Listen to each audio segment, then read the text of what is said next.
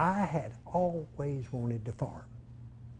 I was a school teacher, and I would pass these fields and see this green grass growing, and just would stop my car and look, and particularly cows were out there nibbling in it, and even from high school I had a garden.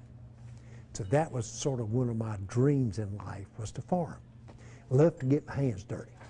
And so my brother and I bought a farm in 1972.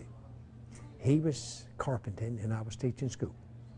And we grew corn, soybeans, hogs, whatever tradition Eastern North Carolina was.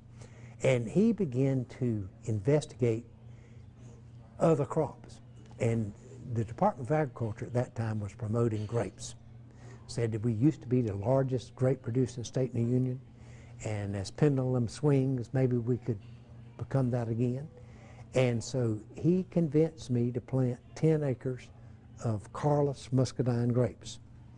And it cost $3,000 an acre to plant those on top of the land cost.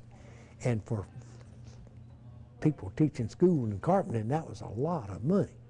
And so in 1972, after we had planted those grapes, the bottom fell out of the market, and the price dropped from $350 a ton picked up at the farm to $150 delivered to New York. And that was below our production cost. So what do? You know? And so we said, well, the Lord turned water into wine. We've got up on him. We've got at least the grapes. And my daddy had retired. He was in the construction business and had a warehouse. So we carried those grapes and put them in his warehouse, and the Lord turned them into wine. So that's sort of how we got into the wine business, out of necessity. Yeah. Well, it was difficult at first. You were telling me earlier, I mean, you lost your house, right? Yep, yep. It was very, very difficult. From the very beginning in Eastern North Carolina, first of all, wine was not accepted. Now, at that time, I was teaching Bible in a Christian school. I also was president of the Duplin County chapter of the Full Gospel Businessmen's Fellowship and was a lay minister in the Methodist Church. Well, as soon as it came out that I was a winemaker, you can imagine what happened to my employment.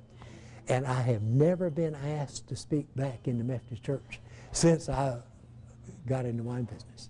But I think that is sort of abating now. We were the first in Eastern North Carolina to start making wine, and it wasn't accepted, but we feel very accepted now, and we don't have all that animosity and misconceptions about a little wine that we did back in the 70s.